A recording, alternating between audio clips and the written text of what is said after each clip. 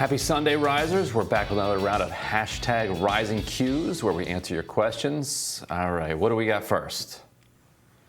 Okay, as a white liberal, I might be dead wrong about this, but didn't liberals of all colors just totally blow an opportunity to argue for gun control during the Kyle Rittenhouse trial by focusing on matters of racial disparity? Did the pro-gun side win this one by default? Well, they did win it by default. I actually did make a case that the left should focus on gun laws around demonstrations. Didn't go well. People don't seem to be interested in that. I'm kind of pessimistic that gun laws are movable in Wisconsin or federally, maybe the rest of our lives. I don't know. Yeah, I definitely think they blew this one. I mean, why did the conversation move to race when, for one, everybody involved was of one race and it wasn't an interracial? True. I mean, it was a Black crime. Lives Matter demonstration. Right, but nonetheless, demonstration/riot. Well, demonstration with some yeah. So for it to move to that was very odd when they could have very well said this is an opportunity to start talking about regulation or. There was a variety of things that I think they were trying to get Kyle Rittenhouse for when it came to the actual weapon, and they weren't able to because the laws weren't there. And so, I personally think they totally, if that is what the focus was, I mean, that's on the agenda, right? So if that's on the agenda, then I think they totally blew it. I mean, they had a mass shooting yesterday at a high school, and nobody cares. It happens after Parkland, after Sandy Hook. There's always a momentary push for right, but there was a mass shooting yesterday. So yeah, there's a mass shooting every day. There isn't even a momentary push anymore. Yeah. But you're right. I mean, I'm a supporter of the Second Amendment. Of course, there can be some laws that pass muster, and you can have some restrictions on guns. But you run into a problem that the vast majority of gun crimes are these one-off, handgun homicide, just because there's guns everywhere. If you could wave like a magic get rid of all the guns wand, you would bring crime down. There's no question that you would. But we can't do that. And just having more criminalizing of those weapons is not the same thing as doing that. So it doesn't feel, I think a lot of the things are discussed wouldn't actually make matters better. Next question, will Fauci be indicted over lying about gain-of-function research and for funding the lab that caused COVID-19? Also, why was China doing gain-of-function in Wuhan? Were they possibly making biological weapons? I don't think they were making weapon. This was not like an intentional thing. They were doing research because it was funded by the U.S. government, and that's where we were doing it.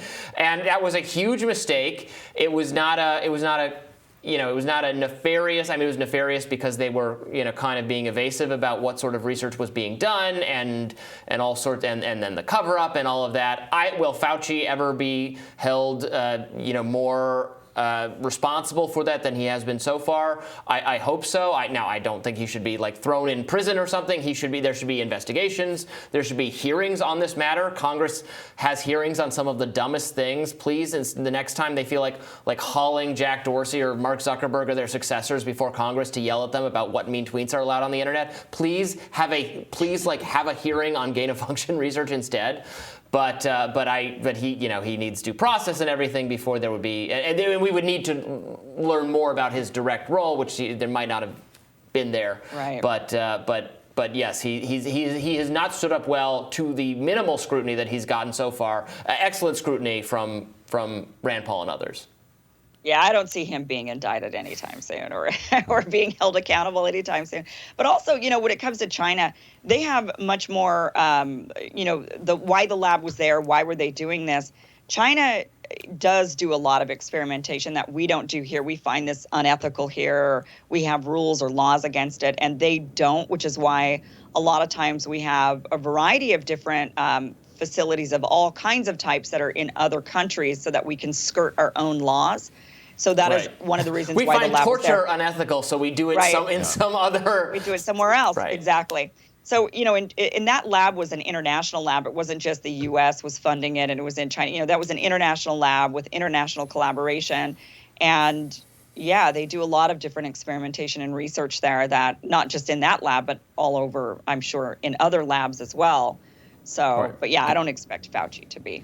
And that question, interestingly, kind of takes for granted that we know the origin of COVID-19 is that lab, which we don't know the origin yet. But it's interesting that you are seeing the kind of the public impression in the U.S. move, from that being something that nobody believed to now it being something that a lot of people are assuming. Yeah. Right, yeah. All right, the last question, here it is. With MSM, like the Wall Street Journal, now acknowledging the emerging superiority of natural immunity, does this not retroactively violate the conditions for an EUA-based mandate to hold up? The one Newsom's against on behalf of his donors, but with school kids and nurses, with school kids and nurses. Well, I don't think that the mandates have ever been, the mandates only came into place, the actual federal mandates by Biden and maybe workplace mandates came into effect only after Pfizer received full authorization, not just emergency use authorization. But that being said, even though natural immunity is showing to be very, very robust, and there's more and more data coming out showing that it is just very robust,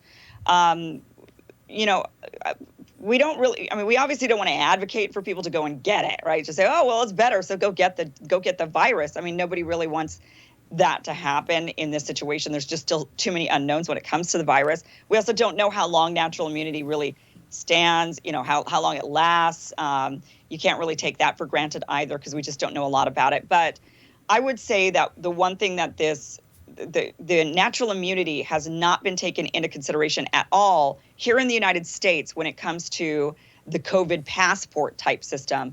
Like, you want to go into a restaurant, you want to travel, you want to go to, enroll in school, you want to work. For whatever reason in this country, natural immunity has not been taken into consideration. In other countries, it is. In most countries in the world, it is. In every other single virus that we've ever had in this country, it has been. Suddenly for this, it isn't. And that is causing, more skepticism. We just continue to do things in this country that erode at the public trust with our government officials and our health officials. And it's because of decisions like this to say, no, if you've already caught COVID, sorry, you're still going to need this vaccine. Other countries are not saying that. So it does call into question, and it raises a lot of skepticism. So for sure, it definitely, people that have already had COVID, many people have had COVID and they still can't go into a restaurant in places like New York and LA.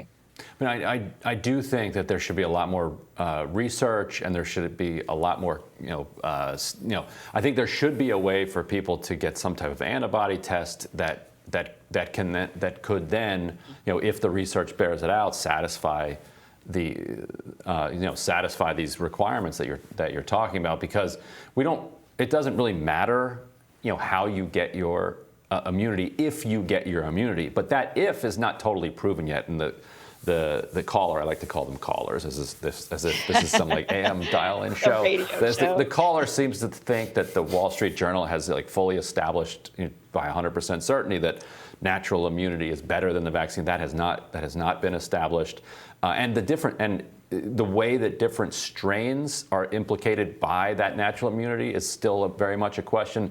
If you had alpha. If you had alpha COVID at the very beginning, the idea that you have a better immunity to Delta or to Omicron than you would with a vaccine has absolutely not been borne out in research, and is counterintuitive, in fact. We don't know anything about it. We still don't know. Everything is like, we don't know. But, look, if we're going to be testing, and I say the same thing about everything. I feel like we should be testing everybody vaccinated, natural immunity or not, when it comes to COVID. And I also think if we're going to be doing antibody testing on people that are not getting the vaccine that have natural antibodies, then we have to be testing people who got the vaccine as well, because not all vaccines are created equal, as we know, and we know that they wear off. And, so it's like everybody should be tested for that then. And if you could just, I'm against all the mandates anyway. I don't think we should be doing any of it. But if we're going to be doing it, we need to be making it more uniform.